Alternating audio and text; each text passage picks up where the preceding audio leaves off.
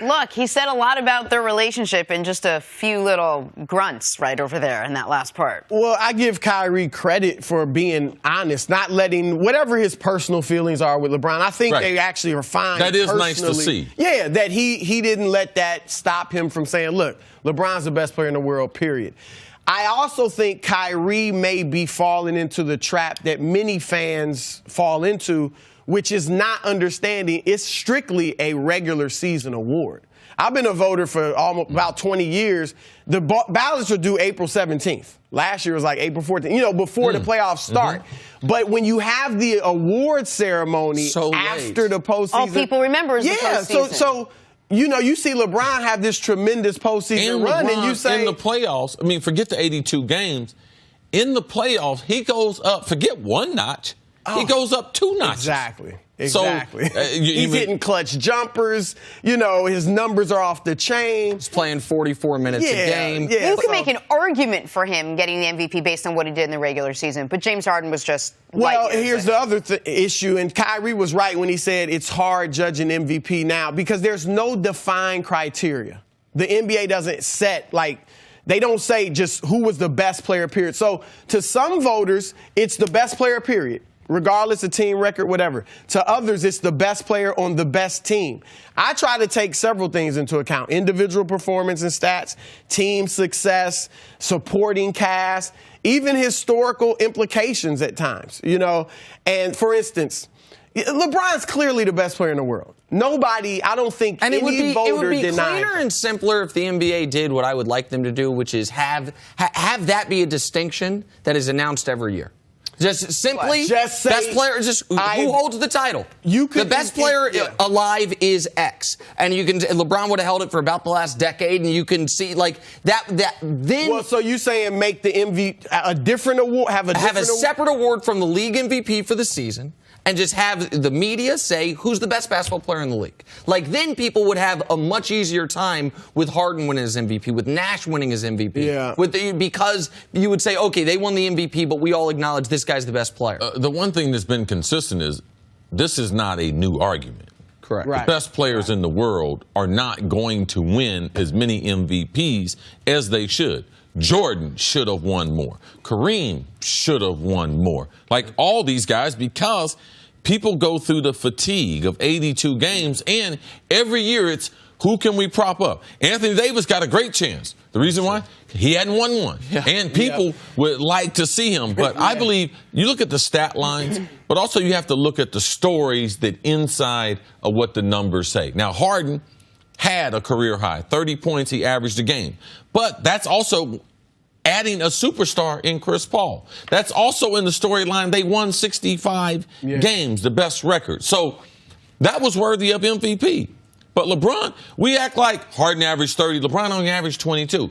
LeBron almost averaged 28. Yeah. And a career high in rebounds and assists. And he was the only guy on their team. Yeah, shot 10 points higher from the field than Harden.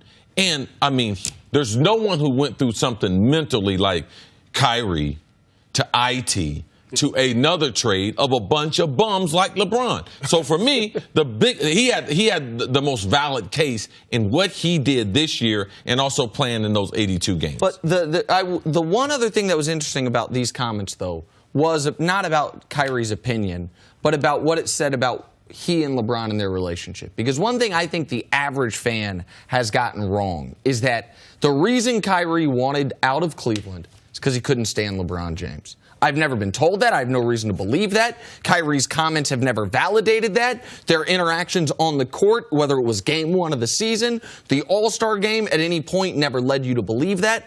Kyrie wanted his own team. Kyrie wanted to be the man somewhere. Kyrie was not most focused on winning. We know that because his list of teams included Miami and New York. Now, San Antonio would be a great winning place, and Minnesota's close. But Kyrie already has one of the most iconic shots in NBA history and a championship. And people also need to remember, when Kyrie re-upped with Cleveland, LeBron hadn't come back yet. It was about 2 months before, it was 2 weeks. It was in the offseason LeBron chose to come back, but he hadn't come back yet. Kyrie thought this is going to be my team. And then the most talked about athlete in all of sports goes there. So I don't think it was ever that Kyrie hated LeBron or hated playing with LeBron.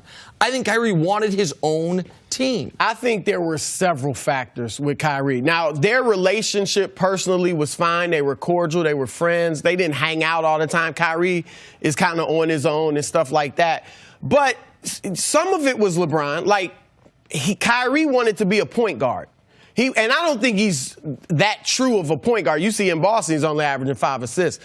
But he wanted, like, when you play with LeBron as a point guard, you don't know from possession to possession whether you're bringing the ball up or not, or you going to stand in the corner or on the wing. So Kyrie, that can be frustrating. And so there was some of that he wanted to show people, I'm a point guard, and I want to play like a point guard. But yeah, he and LeBron never had a blow up, never had an argument, huge argument or anything like that. But I think, too, when I look at the MVP, I think the Cavs underachieved the last few years in the regular season. And fourth seed, I understand they had a lot of issues and changes, but so did Houston. I mean, Chris Paul missed 24 games. You had P.J. Tucker, Luke Mute, Chris Paul as new players, so adjusting to another star coming to your team that has been ball dominant.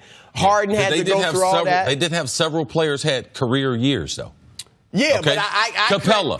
And I credit Harden for a lot of that, and D'Antoni's system ups numbers for guys. I mean, that's just been proven, But I just think LeBron, if your team underachieves, it's going to be hard for me to vote you MVP.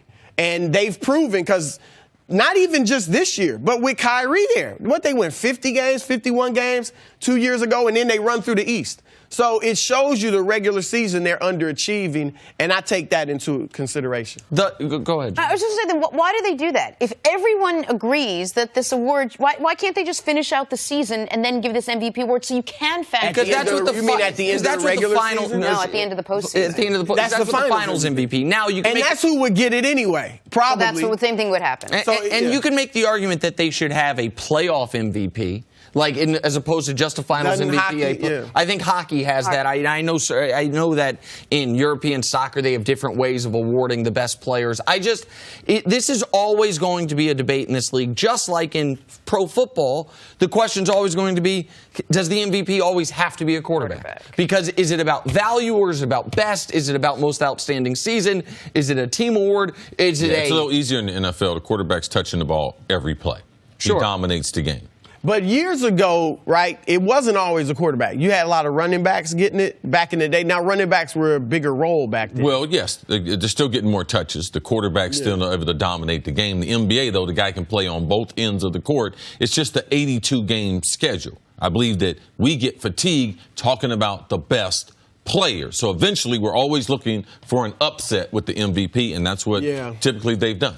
It'd be nice if they said, if the league just defined it as, the best player, regardless of record, team record, what player had the best season individually? That would be interesting, because then you'd bring in Anthony Davis, Adetokounmpo from Milwaukee. That would really make it interesting, because I think you get a lot more guys getting votes. Thanks for watching. Subscribe here to get the latest from the show. Also, be sure to check out more of the best clips from First Things First, or go watch a few segments.